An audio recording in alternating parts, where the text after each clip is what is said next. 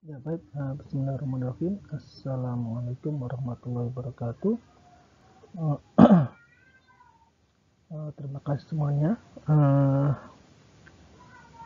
Kali ini saya akan melanjutkan topik ya, eh, mata kuliah teknologi kesediaan farmasi 1. Sebelumnya pekan lalu sudah diperkenalkan dan disampaikan tentang optimasi formulasi kesediaan farmasi dengan menggunakan pendekatan simplex lattice design. Untuk kali ini eh, ya Anda akan dikenalkan dengan metode pendekatan yang lain. Ya, kalau dalam istilah Inggrisnya factorial design, kalau di Indonesia kan ya, di balik desain faktorial. Ya, jadi optimasi formulasi sediaan farmasi dengan menggunakan pendekatan factorial design atau desain faktorial. Ya,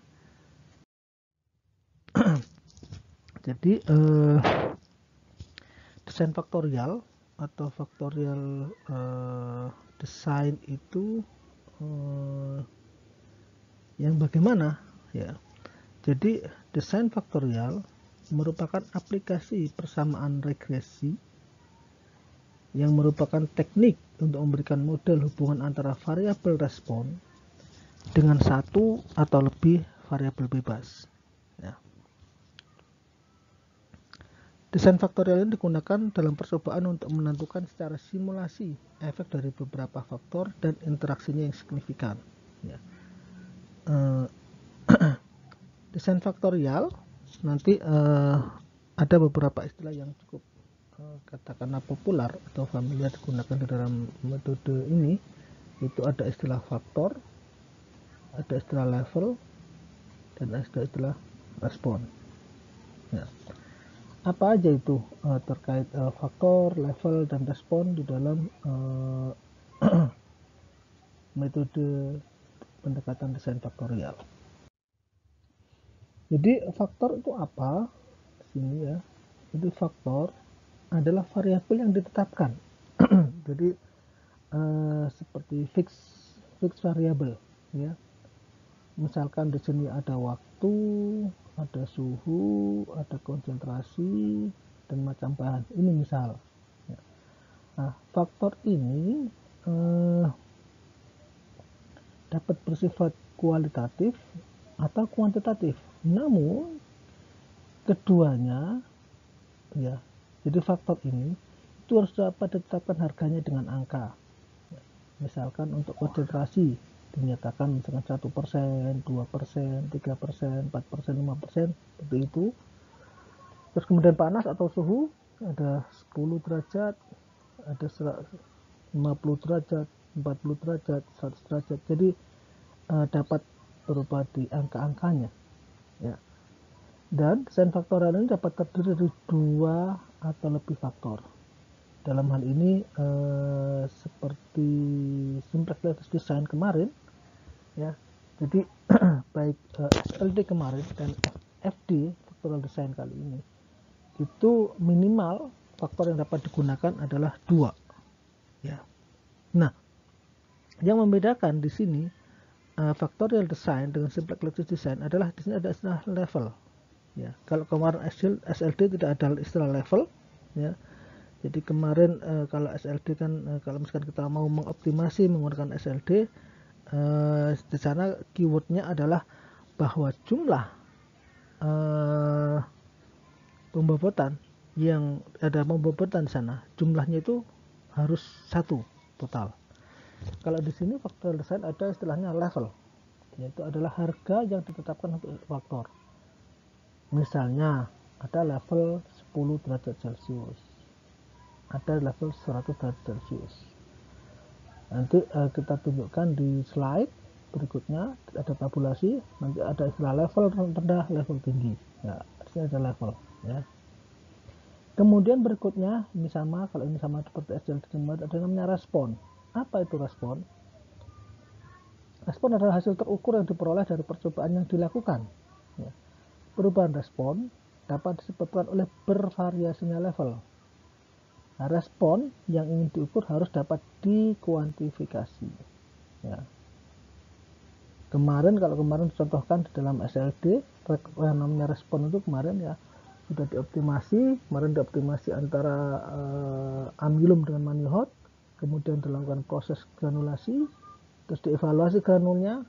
Nah, bagaimana hasil pemeriksaan granul itu respon. Kemudian kemarin dilanjutkan dengan pembuatan tablet, lalu dievaluasi tabletnya, dapatlah hasil data evaluasi tablet, itulah respon. Ya.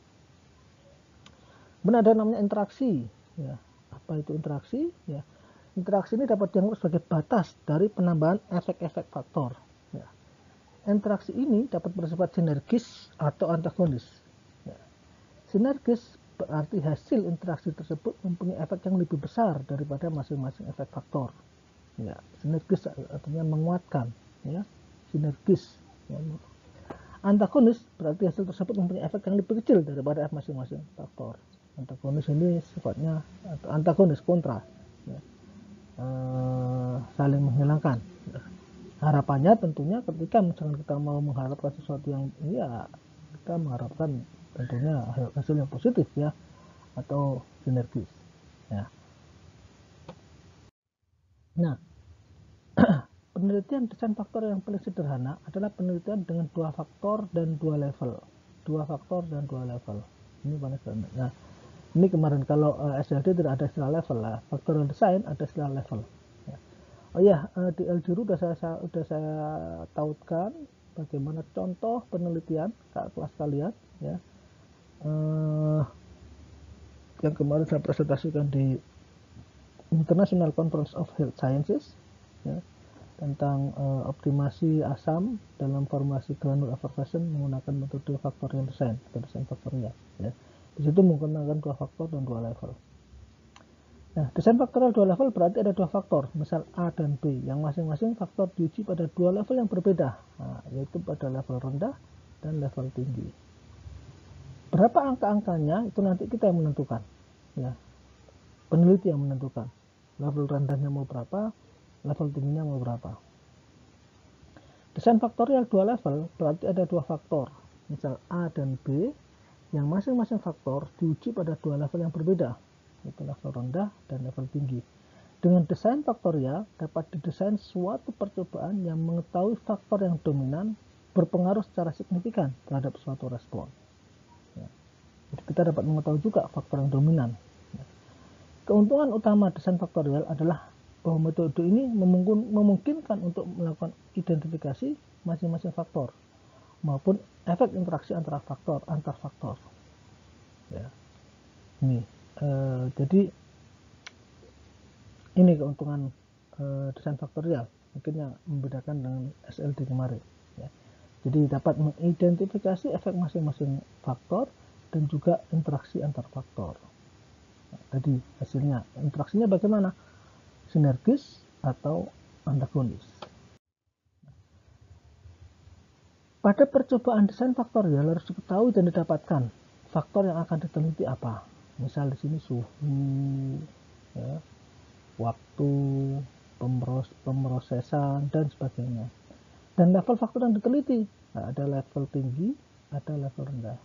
Kemudian responnya diukur, ini harus dapat dikuantitasikan, dapat dikuantitatifkan.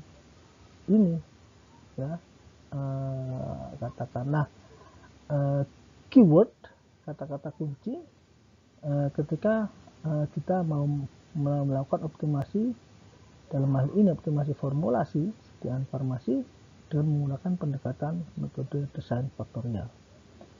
Di bawah ini adalah persamaan umum dari desain faktorial, ya, yaitu Y sama dengan B0 plus B1XA plus B2XB plus B12XAXB, ya. Ini karena nanti ada kelanjutannya. Keterangan Y adalah respon hasil atau sifat yang diamati. XA, XB level bagian A dan B. B0, B1, B2, B12 ini adalah koefisien yang dapat dihitung dari hasil percobaan. Ya. Dari persamaan 3 tadi dan data yang diperoleh dapat dibuat suatu counterplot. Ya, counterplot itu Ya, tadi di responnya divisualisasikan dalam suatu gambar. Ya. Suatu respon tertentu yang sangat berguna dalam memilih komposisi campuran yang optimum. Ya. Untuk mengetahui besarnya efek masing-masing faktor, ya, maupun efek interaksinya dapat diperoleh dengan menghitung selisih antara rata-rata respon pada level tinggi dan rata-rata respon pada level rendah. Ya. Konsep perhitungan efek menurut Bolton ini bukunya tentang pharmaceutical statistik ya, kalau nggak salah. Jadi tentang statistika farmasi sebagai berikut: efek faktor A, ya, A dikurangi 1 plus AB dikurangi B per 2. Sementara efek faktor B, B kurang 1 plus AB kurangi A per 2. Sementara efek faktor interaksi, AB dikurangi B plus 1 dikurangi A dibagi 2. Ya. Adanya interaksi dapat dilihat dari grafik hubungan respon dan level. Jika grafik menunjukkan garis sejajar, maka dapat dikatakan bahwa tidak ada interaksi antar eksipien dalam menentukan respon. Jika grafik menunjukkan garis yang tidak sejajar, maka dapat dikatakan ada interaksi, ya, antar eksipien dalam menentukan respon. Ya. Taunya garisnya sejajar atau tidak sejajar dari mana? Ya, dari itu persamaan di responnya itu, persamaan regresinya, ya, itu respon dan level. Nah, pada desain faktorial dengan 2 level dan 2 faktor diperlukan 4 percobaan, ya, 2 pangkat n sama dengan 4, ya. 2 menunjukkan level, ya, 2 level, dan n menunjukkan jumlah faktor, ya. Jadi levelnya dua level itu level rendah dan level tinggi, ya. dua faktor yang dioptimasi, 2 faktor yang ditetapkan, ya. Kemudian persamaan desain faktorial dengan 2 level dan 2 faktor adalah Y sama dengan B0 plus B1A plus B2B plus B12AB. Kalau yang sebelumnya kan mengikuti berapa banyak nanti faktornya dan berapa banyak levelnya. Umumnya ya seperti SLD kemarin, umumnya karena SLD kemarin tidak ada level ya. Umumnya untuk desain faktorial, umumnya levelnya itu 2. Nah, kalau faktornya bisa 2, 3, 4, 5, dan seterusnya. Ya. Di mana Y respon atau hasil yang diamati, ya, AB level faktor A dan B yang nilainya antara minus 1 sampai plus 1, ini level, ya. Kemudian B0, B1, B2, B1 koefisien yang dapat dihitung dari hasil percobaan. Nah, nilai level harus berada dalam rentang baku minus 1 sampai plus 1, sehingga nilai sesungguhnya harus diubah dahulu menjadi bentuk yang berada dalam rentang angka baku tersebut. Cara pengubahan dengan menggunakan persamaan X aksen dikurangi rata-rata 2 level per setengah kali perbedaan level. X di sini level dalam bentuk baku, X aksen nilai sesungguhnya. Konsep percobaan desain faktorial untuk 2 level dan 2 faktor sebagai berikut. Sini kan formula 1 A B AB. Sini faktor A, ya, minus 1 faktor B untuk formula 1 plus 1. Untuk formula A, faktor A plus 1, faktor B minus 1, interaksi minus 1. Jadi angkanya seperti ini. Kalau formula 1A B AB, faktor A minus plus minus plus, ya.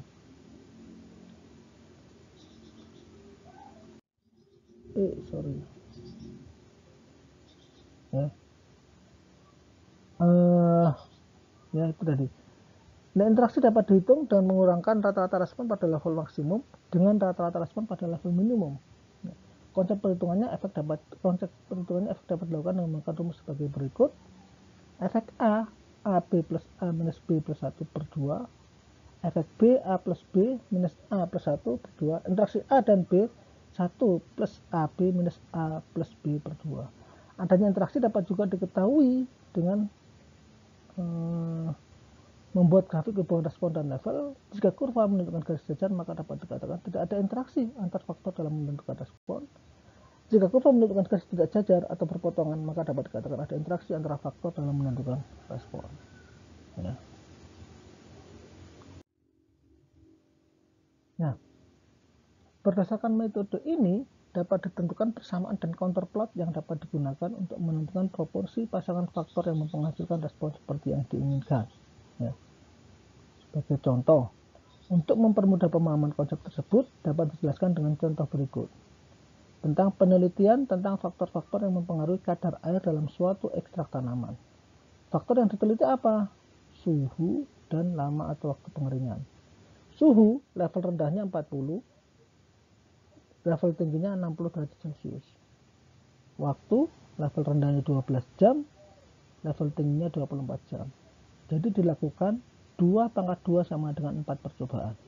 Ya, level 2 level dan 2 faktor. Yaitu pada suhu 40 derajat Celcius, waktu 12 jam, suhu 40 derajat Celcius, waktu 24 jam, suhu 60 derajat Celcius, waktu 12 jam, dan suhu 60 derajat Celcius, waktu 24 jam. Ini katakanlah terkait desain penelitian optimasi yang akan dilakukan tentang ketika kita ingin mengetahui faktor-faktor yang mempengaruhi kadar air dalam suatu ekstrak tanaman. Ya. Rumusnya, ya, Y B0 plus BAXA plus BBXB plus BABXA BABXAXB. Pemberian level. Misal, jika 40 derajat Celcius itu adalah level rendah, diwakili dengan minus 1, dan 60 derajat Celcius sama dengan plus 1, jika 12 jam minus 1 dan 24 jam plus 1, maka konsep percobaan untuk dua faktor dua level ini adalah 2 pangkat 2 di sini. Tadi rumus percobaan 1 A B A B, faktornya suhu minus 1 plus 1 minus 1 plus 1. Untuk waktu, jadi kalau A min plus, untuk yang B min plus plus. Kemudian untuk interaksi AB ada plus min plus. Ya, jadi yang dimainkan di sini levelnya. Ya. Jadi untuk yang A min plus, yang B minus plus, yang interaksi AB plus minus plus. Ini 1 A B A B. Ya. Terus didapatkan responnya. Ya, percobaan 1 responnya 13%, percobaan A 7%, percobaan B 5%, percobaan AB 5%. Lalu dihitungkan, lalu dilanjutkan dihitung efek untuk desain faktorial 2 pangkat 2. B0 rata-rata respon sama dengan rata-rata respon 13 ditambah 7 ditambah 5 tambah 5 dibagi 4, ya. Hasilnya 7,5. BA jumlah A dikali respon per dibagi jumlah percobaan. Nah, berarti di sini A, ya, BA ini ya, minus plus minus plus. Minus 13 plus 7 plus minus 5 plus 5. Ya. Minus 13 tambah 7 minus 6 minus 5 minus 11 plus 5 berarti minus 6 sama dengan minus 6 per 4 jumlah percobaannya, hasilnya minus 1,5. Itu yang BA. Yang BB jumlah B dikali respon, jumlah B dikali respon, minus plus plus, minus 13 minus 7 minus 20 plus 5 plus 5 berarti minus 10 per 4 minus 2,5. Ya. BAB jumlah AB kali respon per jumlah percobaan, jumlah AB 1 kali 13 minus 7 berarti 6 minus 5 berarti 2 plus 5 7 berarti berapa itu, 7 per minus ini 6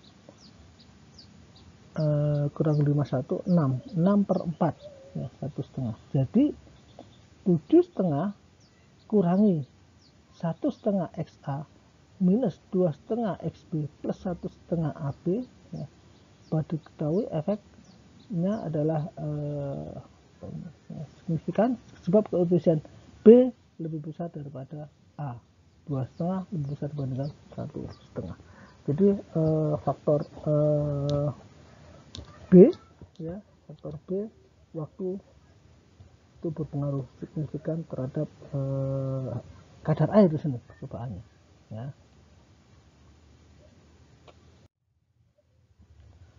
Terus kemudian untuk tadi itu 2 faktor 2 level. Kemudian untuk percobaan yang 3 faktor ya, 2 level. Nah, ini percobaannya adalah 2 pangkat 3. Di sini 2 pangkat 3 berarti 8. 1 2 3 4 5 6 7 8. Nah,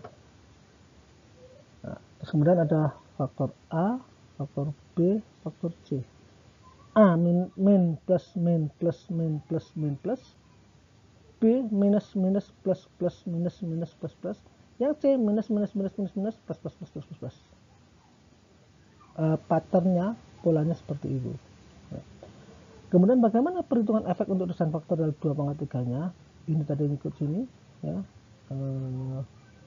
minus plus minus plus minus plus minus plus, B minus minus minus plus plus minus minus plus plus, C minus minus minus plus plus plus plus plus. Untuk interaksi AB berarti dikalikan AB plus, sini plus kali minus minus, minus plus minus, plus plus minus minus plus, seperti itu ya. Yang AC dikalikan A dikalikan C plus A dikalikan C minus ya, A dikalikan C plus plus A dikalikan C minus, minus dikalikan plus minus, positif A dikalikan C positif, hasilnya positif. A minus dikalikan dengan C positif, hasilnya adalah minus.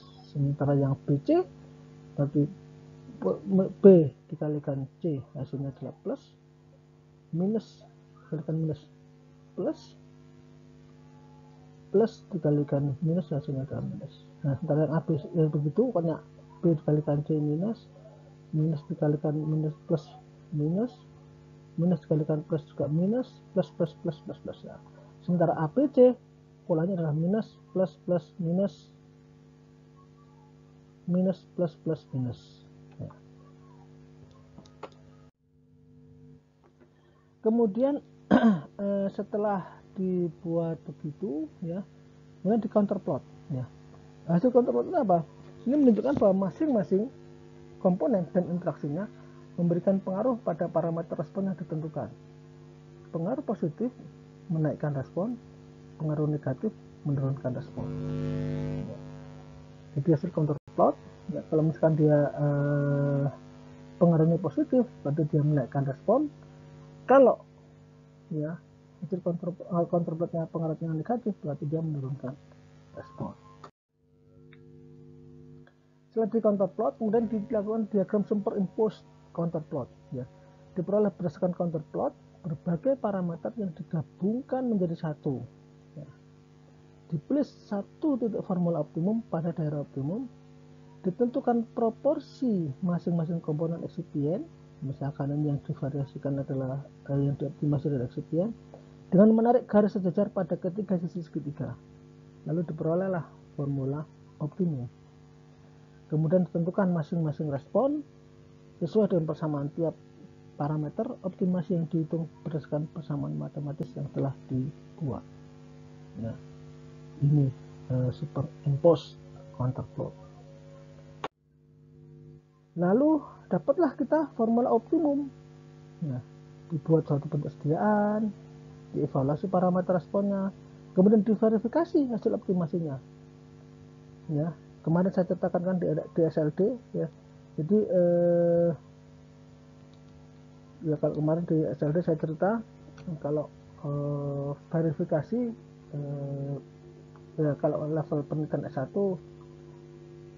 biasanya tidak sampai dilakukan verifikasi hasil optimasi, tapi untuk penelitian S2 umumnya juga dilakukan verifikasi hasil optimasi.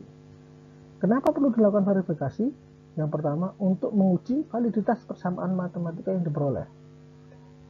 Yang kedua, jika hasil percobaan sebanding dengan perhitungan, maka persamaan yang dihasilkan adalah valid.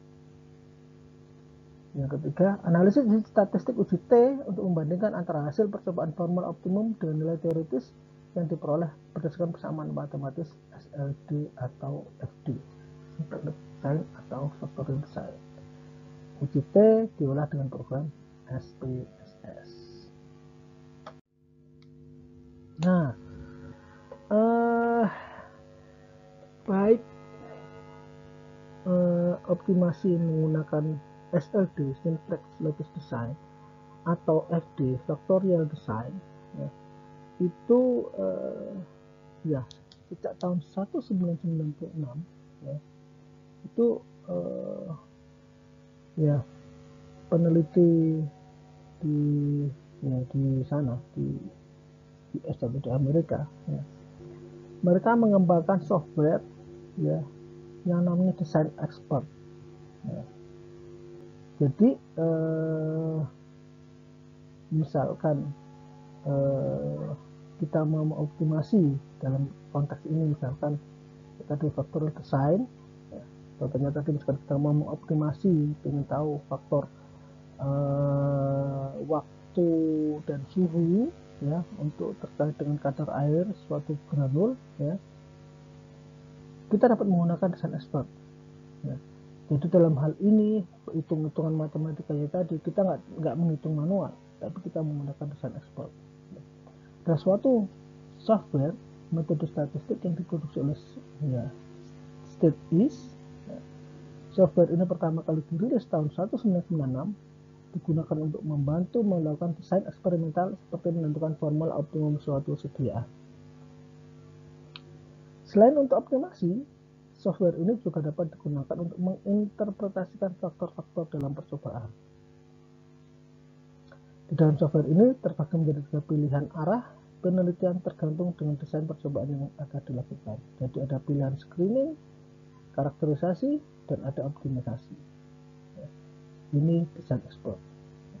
Jadi kalau misalkan kalau masih dua kayak kemarin SLD masih dua variabel ya, kalau ini FD Factorial Design menggunakan dua level dua faktor dua level masih memungkinkan kalau misalkan dilakukan secara manual. Tapi kalau sampai 3 variabel atau 3 faktor 2 level itu agak kerepotan ketika dilakukan secara manual. Nah, pilihannya adalah menggunakan software ini, Design Expert. Nah, desain dan interpretasi multifaktor eksperimen kombinasi proporsi dengan metode Simplex Lattice Design dan desain faktorial dapat menggunakan bantuan piranti Design Expert. Design Expert memiliki beberapa kelebihan, diantaranya dapat digunakan untuk kedua variabel proses dan variabel campuran, menghasilkan desain optimal ya, untuk desain standar yang tidak applicable, dan dapat meningkatkan hasil yang sudah ada ya. Ini contoh counterplot LOD patch transdermal losartan. Ini adalah contoh penelitian optimasi formula patch transdermal losartan. Dia menggunakan tiga faktor ya, ada asam, jadi di sini berarti 3 bahan, 3 eksipien ya. Ada asam oleat, ada isopropil alkohol, dan ada propylen glikol ya. Ini eksipien yang digunakan dalam formulasi transdermal losartan. Jadi dia mengoptimasi formula ya, dengan menggunakan pendekatan yaitu tiga bahan ini yang dioptimasi. Ini area-area counterplotnya ya. Kalau lihat di sini titik-titiknya ya, titik isopropil alkohol 10, asam oleat 10.000, propylene glikol 10 juga 14. Kalau titiknya titik optimasinya adalah di daerah-daerah yang titik ini ya. Nah, nanti perlu diverifikasi formulanya pada titik-titik yang ya terutama di sini ya. Kemudian superimpose control plot counterplot space transfer melosatan ya. Ini hasilnya tadi asam oleat, isopropyl alkohol, propylene glikol. Ini adalah desirability ya, harapannya yang diharapkan desirenya. Nah, ini prediksinya 0,668, X1 4,733, X2 4,92, X3 7,105. Ini prediksi, nanti diverifikasi dengan eksperimen ya, jadi bagaimana kira-kira apakah sesuai antara prediksi dengan percobaan yang real, yang nyata gitu. Baik, itu terkait dengan optimasi gambarannya ya. Kalau misalkan contoh penelitiannya untuk yang level S1 sudah saya tahukan di filmnya, rekamannya, itu tadi optimasi formula granule absorption dengan variasi asam menggunakan metode factorial design. Mudah-mudahan bermanfaat. Sekiranya ada hal yang mau didiskusikan atau ditanyakan, kami persilahkan. Mohon maaf jika ada hal yang kurang berkenan. Saya akhiri. Assalamualaikum warahmatullahi wabarakatuh.